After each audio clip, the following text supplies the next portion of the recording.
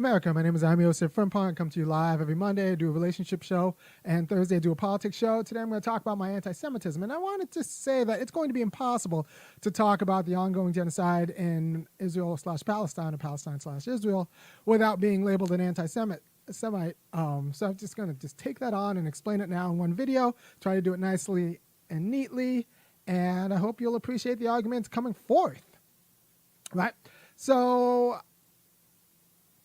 there's this idea that you can divorce Zionism and Judaism, and there are anti-Zionist Jews and pro-Zionist Jews, and there's nothing about, and Judaism can be abstracted from its Zionist elements. And I'm just not sure that's true, and I'm going to tell you why that's the case, because religions make commitments not just about your relationship with the divine, but it makes commitments about your relationship with the divine as realized through your relationships with other people, which means it makes a claim on how you conceive of the family, it makes a claim on how you conceive of property rights, it makes a claim on how you conceive of civil society and politics, and it makes all of these claims in the name of sacralizing your and realizing your relationship with the divine, but it does make these particular claims. And so I'll start with two analogies and then go to the meat. The first analogy is if it's 1500 and I say, I don't think you can be both Catholic and anti-colonial, and I'm not really comfortable with my Catholic practice supporting all of these missionaries, and I think Catholicism is a colonial religion, I would be accurate. I would be right. You had the doctrine of discovery. You had all of these church practices that normalized and legitimized the idea that it was appropriate to civilize in the name of evangelism, and the right to other people's property to make it like holy land. And I think I would be right in calling that quality of Catholicism. It would be a settler colonial religion. Now, it would be a historically occurrent settler colonial religion, because religions are historical identities. We kind of identify practices, we institute them, we relate them to other practices to form a kind of organic unity, and then that's the religion of the time. The unity is the religion of the time. And it can go away. For example, a lot of the colonial Catholicism that invaded South America now has a rather progressive tint and tradition. There's a fantastic liberation theology tradition in South America from some, kick-butt Catholics. So it had the internal Catholicism, had the internal resources to kind of throw off its colonial,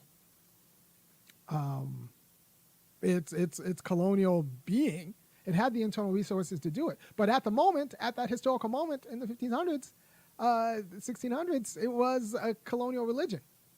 And I think it's appropriate to call it that, because religions are a unity of historic practices that come and go with the kind of thought and the wisdom of the practitioners. So while Catholicism had the internal resources to be non-colonial, at that moment in that historical epoch, it was a colonial religion.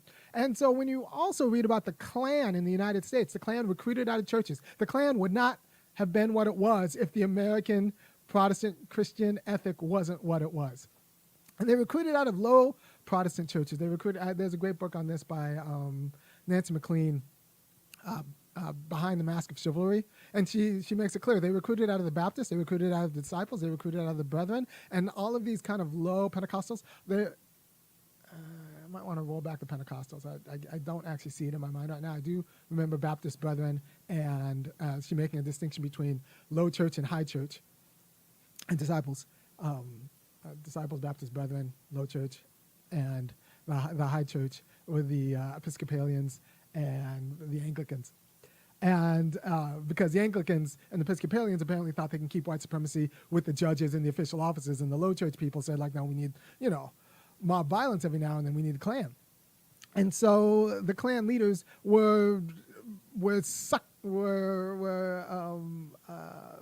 incubated in those low Protestant churches. So at the time, those churches were like a functional arm of the white terrorist regime that ruled America. right? And and the right terrorist regime that ruled America wouldn't have been what it was without the practices of those churches. So to call them Klan churches would have been right. To say that American Protestantism at the time, especially low church Protestant, actually both Protestantism, it's just that they were realized in different ways, was functionally white supremacist and was white supremacist. And that the problem was the church, and the church needed to actually review and audit its both theology and practices in order to not be white supremacist. You would have been right. The problem was the church. The problem is the church, and that's why, one, churches are segregated still in the United States, and also they are really, really awful, feckless instruments of racial justice as it stands. Unfortunately, it's the case, and there are resources. Liberation theology is one of them, but as it stands, like the feckless, both white and black church, in terms of racial justice, is a problem. The illusion of being effective and the illusion of actually having a critique for itself while just actually sustaining the racial hierarchy is a problem of the church, of the white church in the United States. And that church has legitimizes understandings of the family, it legitimizes understandings of property, it legitimizes understandings of civil society, and legitimizes understanding of politics that all, when taken in a unity, end up being anti-black. And let's be honest, if the Christian church were really not anti-black, it would not be so popular in the American South, which is manifestly not great for black people. So, in a very particular and determinate way. By the way, if you appreciate the way I'm talking, you should go to www.funkyacademic.com, kick in $5, $15, or $50 a month, because talking like this, depending on who you talk to, is not particularly great for the prospects of generational wealth for my clan. And I want to send my kids to a soccer camp at the end of the month, or at the middle of December, and it's $275 a person. So this show is dedicated to getting my kids to UGA Winter Soccer Camp. It's for 8 to 13-year-olds, and I have 6 to 13-year-olds, and I have a 6, an 8, and an 11-year-old, and I want them all to go to camp. But I just saw it, and these are kind of extra fees, and it's expensive. It's $275 per kid. So if you appreciate what I'm doing, which I think you should, because I'm trying to giving quite a bit of wisdom in these times of woe and want, go ahead and go to www.funkyacademic.com and kick in $5, $15, $50 a month. Or you can join my Patreon, go to Patreon, put in my name, and there's that too. And so let's get talking about how it's perfectly okay to call religions as historically occurrent entities that can't be abstracted from the historical practices, settler colonial. Like, the Klan wouldn't have been what the Klan needed. The Klan needed the low Protestant church in the American South. And Israel right now needs the Jewish diaspora in America doing what the Jewish diaspora in America does. Like, it needs it. Israel needs it. Right? It needs that generation of people who grew up for the last 20 years planting a tree for Israel. It needs that generation of people who grew up for the last 20 years saying a prayer, folding in a prayer to the weekly services, a prayer for Israel and for the safety of Israel, and legitimizing Israel as a state. And honestly, it was a failure. I did another video on this. I think Israel's just a failure of an experiment. We should not be in the business of supporting ethno-states. We should not be in the business of supporting ethno-states. It's bad enough that some already exist, but we should not be actively trying to sustain one. And when Joe Biden says stuff like Israel will remain a Jewish democracy, first of all, that's already a problem. It's not internally consistent because the demos shouldn't be determined by a religion in that way. And what happens when you're outside of the religion, or you want to get out of the religion? Do you now have to move? Or is your political office now curtailed because you're not a part of that religion? So, Biden's statement that Israel will remain a safe, secure, and Jewish democratic state forever is already like a dubious, incoherent kind of mess. But I did a video on that. This video is on why I think it's perfectly okay to call on American Jews to change their practices. You have to call on American Jews to change their practices. I don't think it's inveterately, without fail, Zionist, but I do think, as it stands, like American Judaism is like it peddles in Zionism. You got the hard, loud Zionism, but you also have the soft Zionism of a two-state solution, which isn't going to work. Right now, we have the two-state solution, which is functionally apartheid. You can't have a two-state solution when one gets everything they want from the United States and the other one's starved. And the other one's starved. And one has when one state has a special relationship with a world power and the other one's got nothing. And you can say, like, well, what about the rest of the Muslim world? Well, the rest of the Muslim world has their own issues to deal with, right? So a two-state solution is functionally apartheid. So when you're saying a prayer for Israel and lighting a tree for Israel, what you're doing is you're either a soft or a hard Zionist, and we need to admit that that's part of of Jewish practice in the United States. In the United States, so. We have a church that generates hard and soft Zionists in the same way that the low Protestant church generated, Klan members and those who are sympathetic to the needs of the Klan and the Southern way of life, right? And now I'm reading articles about likening folks, Jews who don't support Israel's actions and the state of being in Israel's, the state of being of Israel, as being like the wicked child who denies the relevance of his community. And now the wicked child is an example of kind of a theological foreground for this kind of argument. It's a story that comes up during the Haggadah. I did a show on why black people, we shouldn't need to study the Haggadah, because it's actually a wonderful document for creating a spiritual nation on earth. But the wicked child is someone who acknowledges themselves as being a member of this community, but doesn't really feel like they owe anything to the community, right? And so now there is like sermons being written and speeches being made about how, and pieces being written about how Jews in America who don't see themselves as being attacked in Israel and don't affiliate with Israeli Jews are the wicked child. And you know what? Those arguments are going to land. Those arguments are going to land because they've been prepared for in the culture. So the problem is the culture. The problem is the culture. The problem is Judaism as it's practiced in this historical moment, just like the problem definitely was and arguably is, I think, and I've talked about this before, Protestantism as it's practiced in the American South. And the problem was definitely, like explicitly, Catholicism with the doctrine of discovery, licensing, settler colonialism. Because these religions not only identify the relationship between the person and the divine, they do that through clarifying the relationships we have with each other, which include their property relationships, which include family relationships, which include relationships in civil society. That's the principles of market-based interactions, and also politics. And so I think American Judaism breeds dual loyalty in a way that's unbecoming. And I think that's a problem for both American citizenship, and I think I think I might not be in a position to say this, but I think Judaism would be a happier religion if it kind of chemoed out its Zionist elements. But right now we have to understand that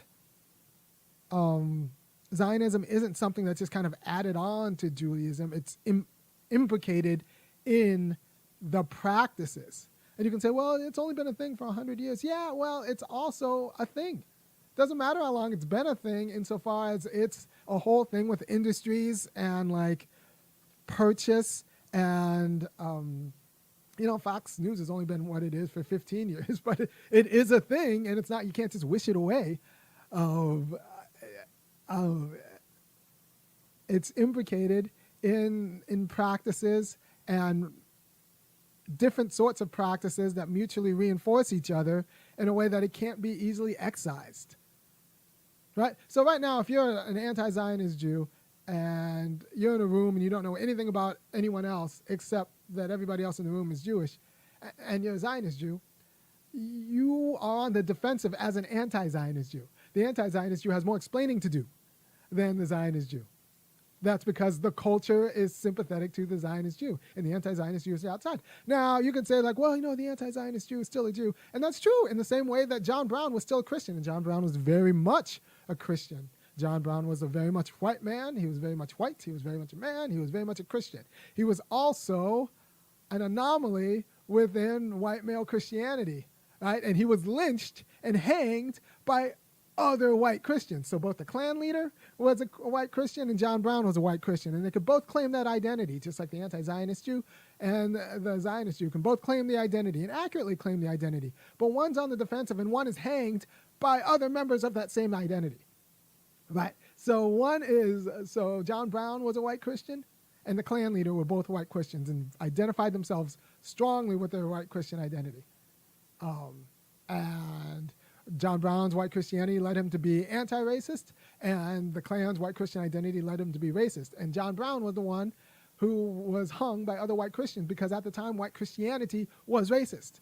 So we just need to admit that as it stands, is Zionist. And now it's got the resources to kind of cast off its Zionist shackles. But it's going to take a job. You can't just wish it away and say, like, well, I'm Jewish and anti-Zionist. No, it's not going to be the same. It's not, because you don't have practices and institutions of anti-Zionism in the church at the same rate that the other side does.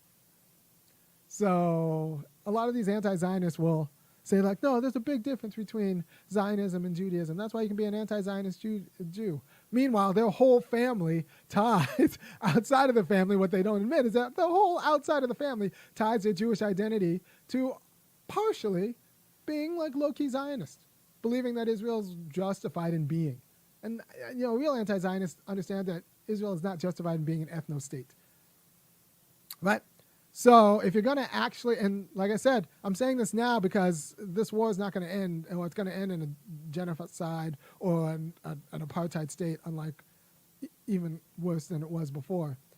And in order to actually come to a just peace, you're going to end up being called an anti-Semite because you're going to end up ticking off, practices, installed practices, and the series of practices of American Judaica. Right? So, these practices are not benign. Religious practices are not benign, and they're not apathetic or indifferent to property claims, like family claims, who you're allowed to marry, who you should marry. These religions are not indifferent to these kinds of things, these kinds of issues. And so if you're preaching that you can both be Jewish and indifferent to Israel, or Jewish and anti-Israel, you have a lot of explaining to do. It is possible, but you have a lot of explaining to do because, that is one interpretation that has space in the argument. But the other interpretation, that to be a Jew is to believe in Israel and is to support Israel, that has space also, and that's institutionalized in practices. And if you don't want people to have like cognitive dissonance in their practices, we need to admit that. We need to admit what everyday, mundane Judaism in America, like the practices, inculcate. And they inculcate kind of a soft Zionism, a respect for the existence of Israel, even if you don't like Bibi Netanyahu. I did another show before where I said after this last month, I kind of respect more the Ariel Sharons and the Bibi Netanyahus and the Yitzhak Rabins. They got to be they had to be the bad guy, the bad face of what people want. They wanted a Jewish state. They just didn't want like a bad guy to have to like secure it. But those three people took the rap for securing it. And we just need to be honest with what we're dealing with. By the way, if you appreciate what I'm saying, just know that who knows how long this stays up, or the soft problem I'm going to have. I'm going to the soft problem I'm going to have by just having these views and articulating it. But I think that it's important, and I don't think you're going to be able to have honest conversations about how to get to peace without having honest conversations about how Judaism as it's practiced as a religion with property, family, civil society, and political commitments actually is against peace, is not on the side of peace in Israel. It's on the side of a Jewish state, which is going to be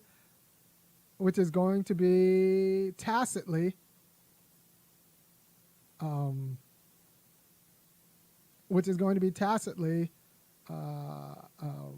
Zionist, right?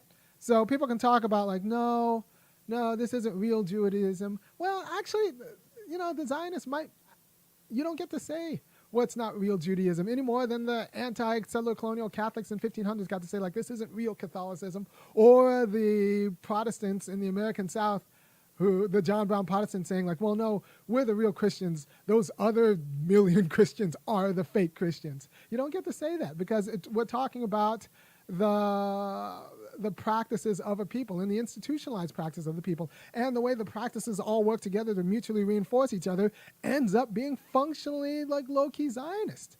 So the problem is the unity that is Judaism, the unity of all of these practices that is Judaism, and the feckless anti-Zionism that's being masqueraded as, another valid form of Judaism, but it's feckless in the face of the very robust Zionism. That'd be like me saying, America is not anti-black and America is socialist just because like I'm of the left and black and I have a show, right? But that's like I'm an anomaly and not really representative of America in a way that's relevant. Black people can still be a permanent underclass in the United States and, elect a black president. And I can still have a show on YouTube, right? So it's just being honest about the practices and the reproduction of practices and the institutionalization of practices that create a certain ideology. And as it stands, like, it's capitalist, anti-black in America, and among Jews, it's low-key Zionist. It's either the hard Zionist of, someone who's like, well, we just need to wipe them out loudly, or the soft Zionist of someone, well, we just need a two-state solution that takes us back before October the 7th. Yeah, before October the 7th was an apartheid state. Israel was a mistake. And look, if it's a mistake that the U.S. supports, I'd be open to like ceding land in the U.S. to it. But if we're not willing to cede our own land to the U.S. to the project of Israel, then like we should not be arming Israelis to kill.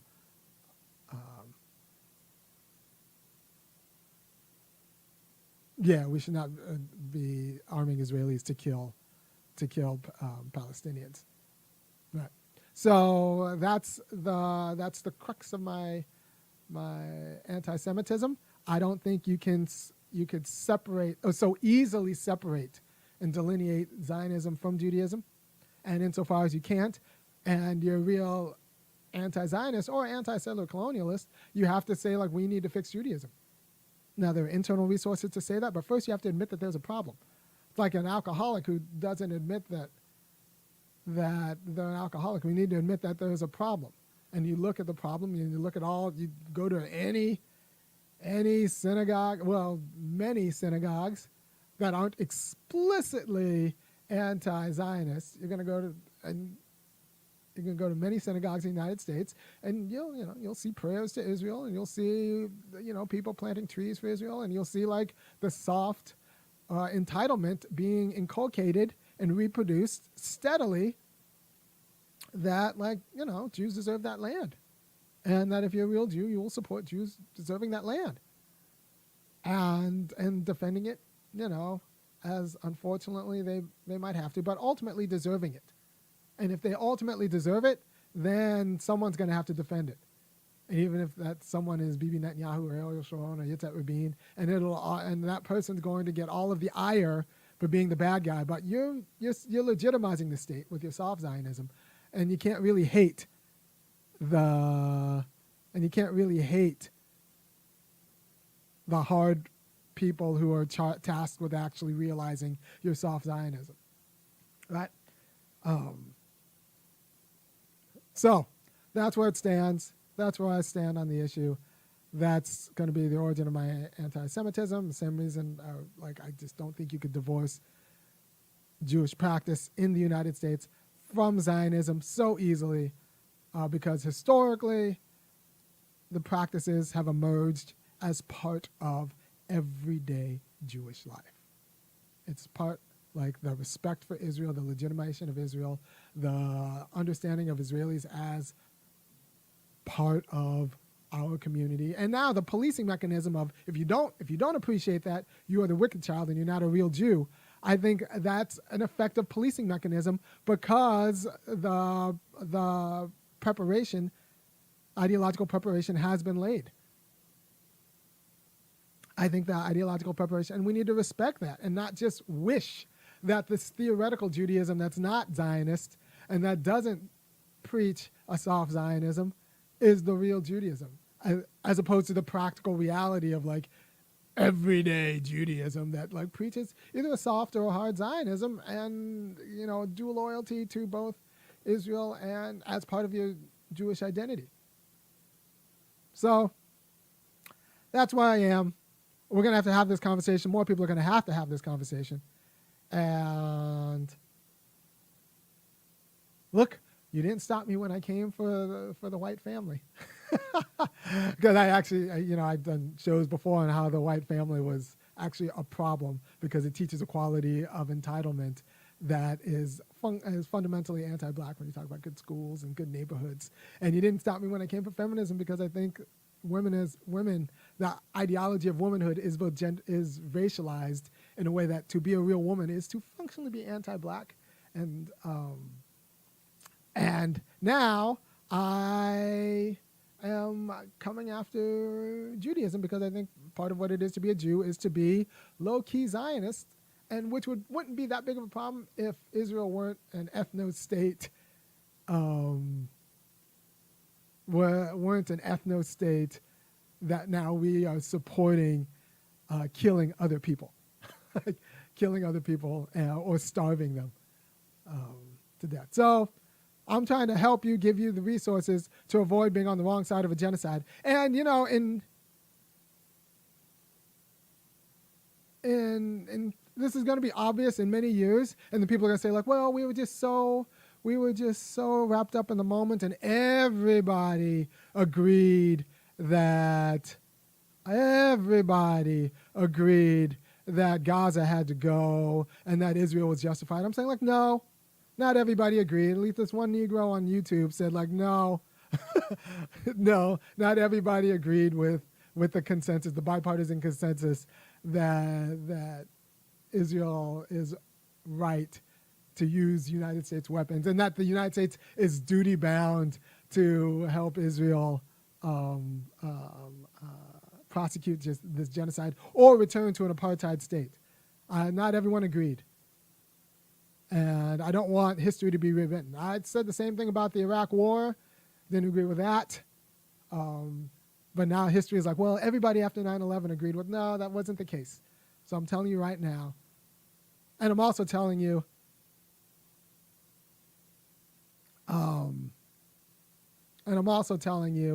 that I bet you people like me existed in the antebellum South and in colonial America, and they were shouted out because people with other interests and who had deformed interests needed to think that they were like that the nation wasn't what it was, and the nation isn't what it is. Right? So, thank you for your time. We need to foment the civil war within the Jewish America if we want the United States to stop funding the apartheid halfway across the world, right?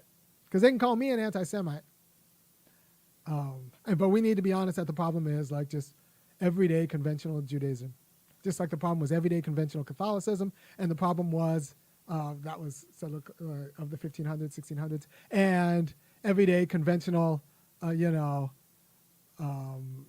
Baptist practice, disciple practice, brethren practice that created the leadership from the church. And without American Jews, there is no Israel, right?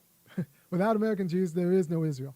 Without American Protestants, there would be no Klan, and without Catholicism, there wouldn't have been the same settler colonialism. They needed these ideological sacralizations. So we need to undermine and undercut the ideological sacralization of these awful practices, and we need to admit that this is just how these religions can work, and their historical identities. It's not like a religion isn't abstracted from its practice. And right now, the current practices of Judaism are Zionism. You can't just pick and choose your kind of random little subsect of practice. Just like I can't pick and choose John Brown's Christianity and say that is American Christianity. No, American Christianity was the Christians who lynched John Brown. Right? You can't pick the subsection of anti-Zionist Jew and say that is American Judaism. No, American Judaism is the everyday institutions that predictably create soft Zionists through prayers and practices of fealty to Israel. And they create the assumption of the legitimized Israel. And in the same way that both everyday Democratic politics and everyday Republican politics create a casualness with anti-black degradation. We can't say that America is not anti-black because there's Osei-Frimpong and then there's Barack Obama and all of these and Cornel West. No, that's not how it works. You can't look at anomalies, feckless anomalies ultimately, and call that a representation of the a representation of the institution. I am an anomaly. I am an anomaly. By the way, if you want to keep me being an anomaly, and I think you should, go to www.funkyacademic.com and kick in $5, $15, or $50. Once again, I don't think you're going to be able to effectively talk about this war and this genocide that we are supporting in the United States without being called an anti-Semite, which is why I'm giving you the arguments, because I don't want to continue this genocide. And I don't want the soft Zionism of a two-state solution wouldn't happen. Someone asked if I would have a discussion with Nick Fuentes. I actually find Fuentes fascinating. A fascinating kind of realization of America. I think he's more American. I think he's like the explicit America that other people try to pretend that we aren't. So yeah, I would love to have a discussion with Nick Fuentes. I think he's not a dumb guy. And people say oh, he's a white supremacist. Oh, he's anti-Semitic. Oh, he's bad. Yeah, he is, but so is everybody else. So a lot of people in America, they just have a more polite veneer and aren't as self-conscious about it and aren't as explicit about it. So I'd rather deal with Fuentes than a lot of people who have all of Fuentes' habits just without the self-consciousness. So yeah, that's where I am on the issue. And once again, I do think that you should, if you appreciate what I'm saying, this is America. Things cost money. You should go to www.funkyacademic.com and kick in and be a member. Thank you for your time. I'm going to talk about the election results on Monday, the election results in Virginia, where Democrats won, but they won by talking about abortion, not by talking about racial or labor justice. And so there's this idea that, if you elect Democrats, they'll be good for racial and labor justice. And so we have to talk about abortion in order to elect Democrats. And then those Democrats will, bring about racial and labor justice. But that's just not how it works. That's never been how it works. That's just not how it works. If you want racial and labor justice, you have to talk about racial and labor justice and not try to sneak it in through the back door. No backdoor Santa Claus. That's just not how it's going to happen. And that is a problem Because in a state like Richmond, in a state like Virginia, you have a city like Richmond where there are like it's generational black poverty and also generational white wealth made from the sale of black people, because Richmond was a slave auction center. So they are still living. Their wastrel nieces and nephews are still marrying into and living off of slave money, the interest of slave money, while there is still black generational poverty in huge numbers that's never been made whole. And so the idea that you could elect Democrats in Virginia, have Democrats control the state legislature and the government, yet nobody talk about serious racial justice, and that's kind of good for black people because they're Democrats, that's not appropriate. That's not appropriate. So if Democrats are going to be good for black people, they need to start talking about issues that are good for black people and making black people whole. All right.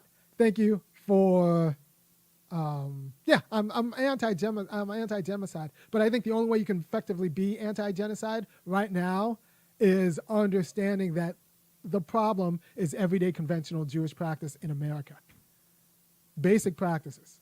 The lighting the tree for Israel, the prayers for Israel, the prayers for peace in Israel, the idea of a two-state solution, all of that is functionally just legitimizing Israel in a way that should not be legitimized.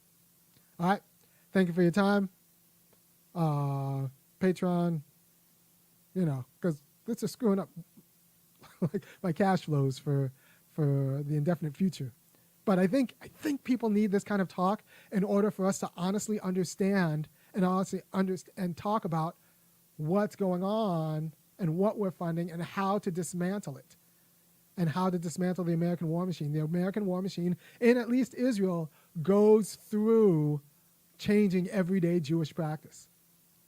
So I said what I said. I think it's possible, but because these religious practices are historical entities and they can be changed. But I think we need to be clear about what the target has to be. And be clear that right now it's losing. It's losing. The anti-Zionist faction in Judaism is losing. And it's being taken over by like the soft Zionists of like, we don't like Bibi Netanyahu, but like we just want a peaceful solution that keeps Israel a Jewish state. Like there is no peaceful solution that keeps Israel a Jewish state. You don't get that. You don't get your ethnic state. You don't get your ethno state. All right. Thank you for your time. I'll see you on Monday. Peace.